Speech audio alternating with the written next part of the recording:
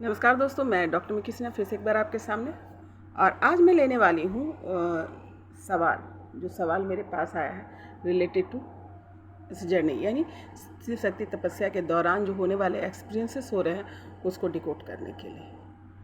तो एक सवाल आया है कि शिव और शक्ति दोनों ही अपनी तपस्या में यानी ट्विन फ्लेम्स जर्नी में हैं और वो दोनों साथ में ध्यान साधना कर रहे हैं। तो उन्हें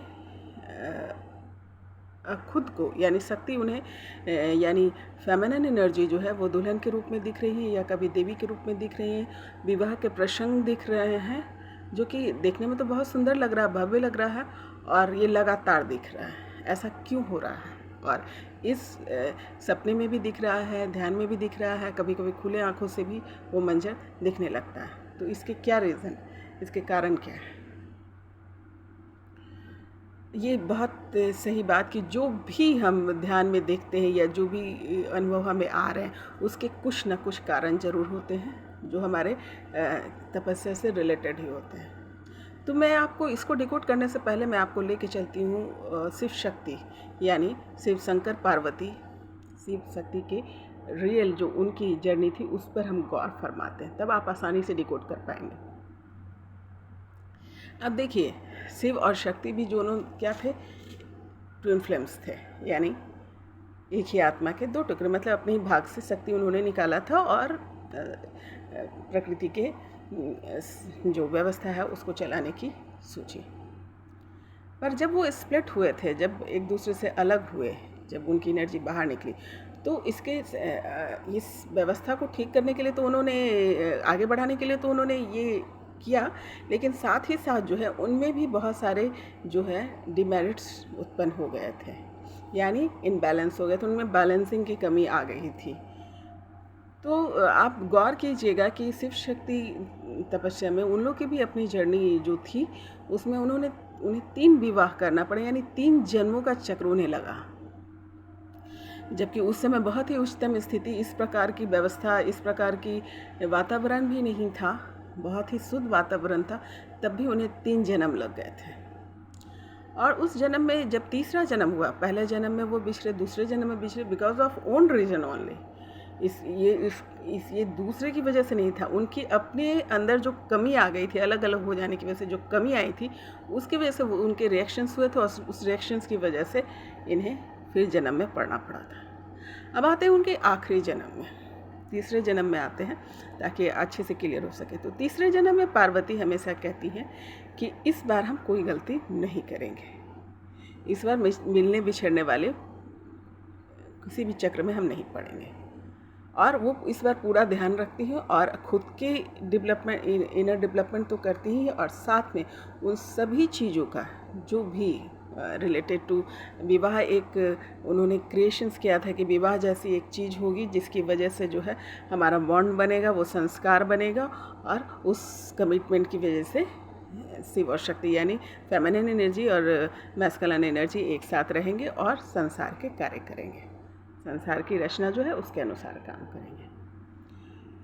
तो तीसरे जन्म में शक्ति ने ये पूरा ध्यान रखा था कि वो जो विवाह की जो कार्यक्रम थे, विवाह के जो थीम उन्होंने सोचे थे उसको पूर्णतः संपूर्ण रूप से उसको पूरा किया जा सके। यानी कि हर एक जन्म में वो उनकी जो विधि थी कुछ ना कुछ छूट गई थी, है ना। कभी शिव के व्यवहार के कारण, कभी शक्ति के व्यवहार के कारण, कभी उनके आसपास के जो माहौल थे उसकी वजह से। तो तीसरे जन्म में जो है शक्ति जो थी वो पूरा ध्यान रखा उन्होंने और इस बार जो है पूरे नियमबद्ध तरीके से जो उन्होंने तय कर रखा था, एक बेसिक नियम उन्होंने तय किया था, उसी के तहत उन्होंने पूरा विवाह रचाया। आप इस चीज़ को देखना चाहेंगे तो एक किसी सा मतलब बुक के जरिए जा सकते हैं, शिव शक्ति जर्नी की बुक्स हैं उसके जरिए जा सकते हैं। बहुत सारे आपको जो है इन्फॉर्मेशन और सीरियल्स जो मोटिवेटेड ही होते हैं वो भी मोटिवेटेड होते हैं, तो वैसे बहुत सारे सीरियल्स हैं शिव शक्ति के, उसके थ्रू भी आप जा सकते हैं। उनकी तीसरी जर्नी को गौर से देखिएगा, वहाँ पर आपको आपका जवाब मिलेगा। देखने में वो तो नाटक की तरह लग रहा है लेकिन वहाँ पर आपको जवाब मिल जाएगा। कहने का अर्थ यह कि इस जन्म में, यानी जो अपनी इस स्टेज पे है कि मोक्ष के स्टेज पे है या फिर ओल्ड स्टेज जो भी बोलिए उस स्टेज पे हैं, तो आपको ये चीज़ें दिखेंगी। शिव जो है, शक्ति जो है आपको दुल्हन के रूप में दिखेंगी, देवी के रूप में दिखेंगी। उसके रीज़न यही होते हैं कि आपके जो भी छूटे हुए जो भी प्रोसेस और प्रक्रियाएं हैं रिलेटेड टू दैट, वो कंप्लीट किया जा रहा है। ये ज़रूरी नहीं कि आप आपस में मिले ही, ध्यान के दौरान उसे कंप्लीट किया जा रहा है। तो जो भी छूटी हुई चीज़ें हैं, जो भी रिलेटेड टू दैट, जिससे कमियां रह गई, उसको कंप्लीट करने के लिए एक एक कंडीशंस को, एक एक चीज़ों को कंप्लीट करने के लिए वो आपको ध्यान में दिखता है। उसमें से एक बहुत महत्वपूर्ण है जो विवाह, शिव शक्ति का विवाह। तो इसलिए जो लोग इस कमिटमेंट में आए हैं, मिलने बिछड़ने वाली कमिटमेंट से निकलना चाहते हैं, तो उन्हें ये दिखेगा। ये अच्छी खबर है, इसे घबराने या बहुत एक्साइटेड होने वाली की बात नहीं है। उसको बहुत सहज तरीक़े से लीजिएगा, सहज तरीके से लेकर के इसको एक्सेप्ट कीजिए, और जो भी ध्यान में आपको दिख रहा है उसे एक्सेप्ट कीजिए और सहजता के साथ लीजिए, सम्मान के साथ लीजिए, ताकि आप ये समझिए कि वो जो भी है वो रियल घट रहा हो और आपके डेवलपमेंट के लिए ही है, आपके जो है प्रोग्रेस के लिए ही है। तो ये दिखता है। अब आती हूँ मैं अपने अनुभव के तहत। तो हाँ, ऑल टाइम दुल्हन आप कह सकते हैं। कभी कभी ऑल टाइम दुल्हन मैं इसलिए बोल रही हूँ कि मैक्सिमम टाइम दुल्हन की तरह दिखना, जब तक कि आपके ये समझ क्लियर नहीं हो जाएगी कि क्यों दुल्हन की तरह दिख रहे हैं, क्यों देवी की तरह दिख रही हैं, क्यों विवाह का प्रसंग दिख रहा है, जब तक क्लियर नहीं हो जाएगा वो दिखती रहेंगी। जैसे आपके क्लियरफिकेशंस हो जाते हैं तो ये दिखना कम हो जाता है, क्योंकि ये आपका जो है हीलिंग हो जाता है वहाँ पे, और वहाँ से आप निकल जाते हैं तो आपकी जो है ये अनुभव कम हो जाएंगे धीरे धीरे। बीच बीच में कभी दिखेंगे लेकिन अनुभव कम हो जाएगा। अगर लगातार दिख रहा है और बहुत डेस्परेट तरीके से आपको दिख रहा है, तो उसके रीज़न यही कि आपकी वहाँ पर हीलिंग नहीं है। तो उस प्रक्रिया को पूरा करवाया जाता है ध्यान के दौरान। अगर आपने कमिटमेंट, ऐसा हो सकता है कि मिल के भी हो, लेकिन अगर ध्यान के दौरान हो रहा है तो वो भी उतना ही बलशाली है, उतना ही इफेक्टिव है जितना फिजिकल स्टेट में करेंगे। मेरा तो कहना ये है कि आपके ध्यान के स्टेट में ज़्यादा स्ट्रांग होता है। अब मैं आती हूँ अपनी जर्नी पे। तो मेरे भी एक्सपीरियंसेस ऐसे रहे, मेरे ट्विंस के एक्सपीरियंसेस ऐसे रहे। मैक्सिमम टाइम तब तक हम दुल्हन की तरह मैं दिखती रही या उस भाव में दिखती रही जब तक कि वो प्रक्रियाएं पूरी नहीं हो गई। ऑल द टाइम दुल्हन है ना, ऑल टाइम दुल्हन जिसको बोलते हैं। ऑल द टाइम दुल्हन मतलब हर टाइम दुल्हन की तरह दिखना, और विवाह के पोशाक में दिखना, और विवाह जैसा माहौल दिखना, और विवाह की प्रक्रियाओं को पूरा करने की चेष्टा करना, या उधर जाना, ऐसा लगना कि हमारी विवाह पूरी नहीं हुई है या कुछ छूट गया है। उस भाव के साथ बहुत दिनों तक ऐसा दिखता रहा। और जब क्योंकि मेरे ध्यान में भी जो है ये खबर आने लगी थी मुझे कि मुझे विवाह के लिए जाना, जो कि बहुत आश्चर्यजनक था। पर जब मैं तपस्या में पहुंची तब मुझे समझ में आया कि विवाह एक कमिटमेंट, जो शब्द जो क्रिएट किया गया था, वो एक प्रक्रिया है।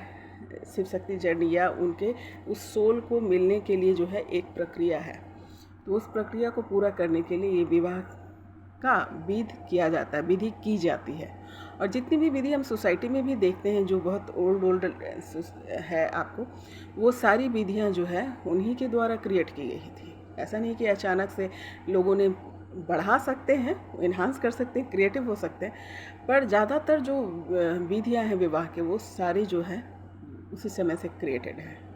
और यही कारण है कि शिव और शक्ति ने भी तीसरे जन्म में पूरे नियमबद्ध से विवाह किया था। और हम भी, जो हम ट्विन फ्लेम्स और शिव शक्ति की तपस्या में, तो हमें भी वो प्रक्रियाएं पूरी करनी होंगी। अगर आप मोक्षा की स्थिति में हैं तो ज़रूर, अगर ओल्ड स्टेज में हैं तो ज़रूर। तो ये जस्ट एक प्रक्रिया है। और जब ये आप अपने ख्वाब में, जैसे हमने ध्यान में ये सब चीज़ देख लिया, उस प्रक्रिया से गुजर गए, तो उसके बाद जो है ये अनुभव आने कम हो गए या लगभग नामात्र हो गए। जो लगातार हो रहे थे उसके कम हो गए। तो ये एक स्टेज है, इस स्टेज को अच्छे से समझिए, उसके साथ जाइए, और जो कुछ भी दिख रहा है उसको एक्सेप्ट कीजिए। और ये शिव शक्ति जर्नी का, ये शिव शक्ति जो तपस्या है उसका एक भाग है। तो ये आपके जो सोल है उसको मर्ज होने के लिए इस प्रक्रिया से भी गुजरना होगा। तो ये ध्यान के दौरान हो रहा है, तो इसे लीजिए, हमने भी लिया, और जैसे ही उस प्रक्रिया को पूरा हुआ, उस प्रोसेस से हम गुजर गए, तो ये ध्यान में आना बंद हो गया या कम हो गया। तो उम्मीद करती हूँ आपको मेरे आपके सवाल का जवाब मिल गया होगा, और अगर इससे रिलेटेड और भी कोई सवाल है तो आप पूछ सकते हैं, मैं आपकी ज़रूर मदद करूँगी। और फिर मिलती हूँ नए सवाल, नए जवाब, नए विषय के साथ। नमस्कार।